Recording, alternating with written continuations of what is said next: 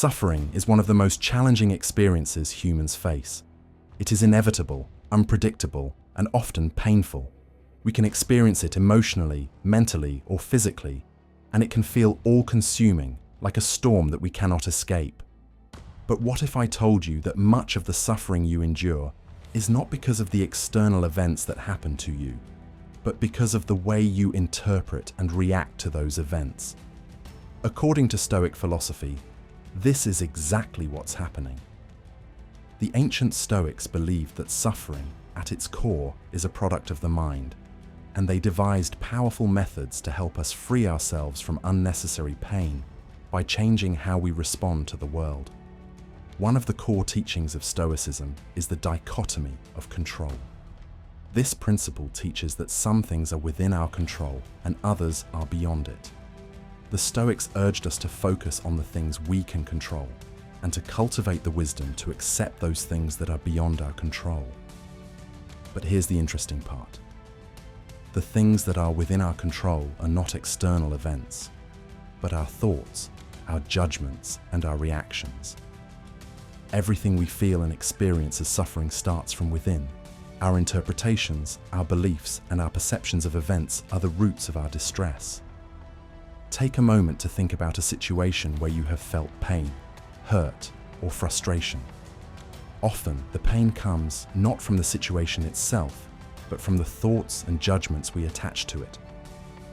Let's say you're in an argument with a friend or loved one. The argument itself is just an exchange of words, a neutral event. But your mind starts attaching meanings to those words. Perhaps you think, they don't care about me, or they're attacking me personally. These interpretations lead to emotional reactions, hurt, anger, or even despair. However, in reality, it's not the argument itself causing the suffering. It's the interpretation of it that fuels the emotional pain. Epictetus, one of the greatest Stoic philosophers, encapsulated this idea in his famous quote, "It's not what happens to you, but how you react to it that matters." This means that suffering is not a universal, inevitable outcome of external events.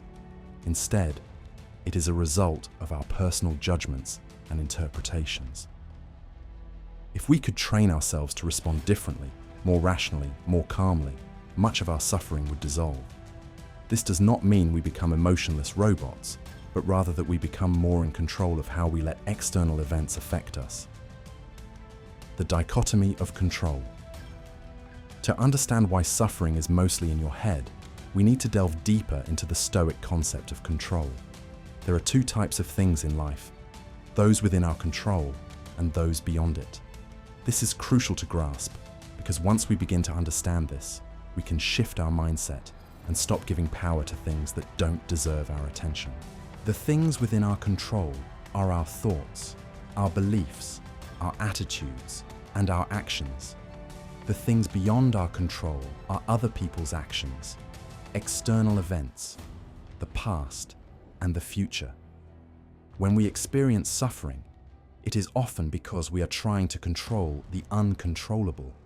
For example, you cannot control how someone behaves or reacts, but you can control how you respond to them. You cannot control the past, but you can control how you perceive it and how you let it influence your present. You cannot control the future, but you can prepare for it and act with wisdom. If we accept that our suffering is often rooted in our attachment to things beyond our control, we can begin to free ourselves from unnecessary pain. We suffer because we mistakenly think that the things outside us are the cause of our misery, when in fact, it's the way we approach and interpret these things that causes distress. The more we focus on what we can control, our thoughts, our judgments, and our actions, the less we will suffer from what is beyond our control. Negative visualization, preparing for suffering. A key Stoic practice that helps us manage suffering is negative visualization, which involves imagining the worst-case scenario. While this may seem counterintuitive, after all, why would we want to think about negative things? It is actually a powerful tool for transforming how we experience suffering. The Stoics practiced negative visualization to prepare themselves mentally for the challenges and losses life would inevitably bring. By imagining the loss of something we value, whether it's a loved one, our health, or material possessions, we come to appreciate what we have in the present moment. It teaches us gratitude and acceptance, while also mentally preparing us for whatever comes our way. When we visualize a worst-case scenario, we are not wishing for it to happen, but rather training ourselves to accept that life is unpredictable and that hardship is part of the human experience. This exercise helps us develop resilience, knowing that no matter what happens, we can endure. In fact, by practicing negative visualization, we often find that the things we fear are not as terrible as we imagined, and that we are more capable of handling them than we thought. Marcus Aurelius, one of the most famous Stoic emperors, wrote in his Meditations, "The impediment to action advances action. What stands in the way becomes the way." This powerful quote highlights how the obstacles we encounter in life can become the very things that make us stronger. In Stoicism, adversity is not seen as a threat or something to avoid, but as an opportunity for growth. The more we face hardship with a calm and rational mind, the stronger and wiser we become. Our suffering is transformed into something meaningful, something that refines us. The role of attachments and expectations. Another crucial aspect of Stoic philosophy is the idea that our suffering often comes from our attachment to certain outcomes or things. We become attached to certain expectations, how we want things to unfold, how we want people to behave, or how we want the world to operate. When things don't go according to plan, we become disappointed, frustrated, or upset. But Stoicism teaches that the root cause of this suffering is not the unmet expectation, but the attachment to it. In life, nothing is permanent. Things change, people change, circumstances change. If we cling to expectations of how things should be, we set ourselves up for disappointment. On the other hand, when we accept that things will not always go as planned, and that change is a natural part of life, we learn to respond with acceptance and calmness instead of suffering. Stoics practice letting go of these attachments, understanding that external things do not define their happiness or peace of mind. A great Stoic principle is to ask yourself whether something is within your control or not. If it's beyond your control, then there is no point in getting upset over it. If it's within your control, then focus on taking positive action rather than ruminating over it. The more you practice this mindset, the more you'll begin to realize that many of your worries and frustrations are caused by your attachment to things that ultimately don't matter as much as you think. Mindfulness and presence. Finally, one of the most powerful Stoic practices for overcoming suffering is mindfulness, being fully present in the moment.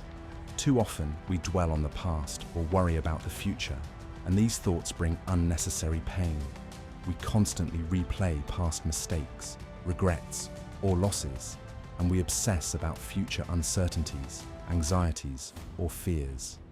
This mental state keeps us trapped in cycles of suffering. Stoicism teaches that true peace can only be found in the present moment. By practicing mindfulness, we become aware of our thoughts and emotions without becoming overwhelmed by them. We recognize them, but we do not allow them to control us. When we live in the present, we stop dwelling on things we cannot change and stop worrying about things that may never happen. Instead, we focus on what is before us, what we can do right now, and how we can respond to the current moment with wisdom and virtue. In conclusion, suffering is mostly in your head because it is not the external events or circumstances that cause it, but your perception, judgment, and reaction to them. The Stoics believed that by controlling our thoughts and emotions, we can transcend the suffering that arises from the outside world.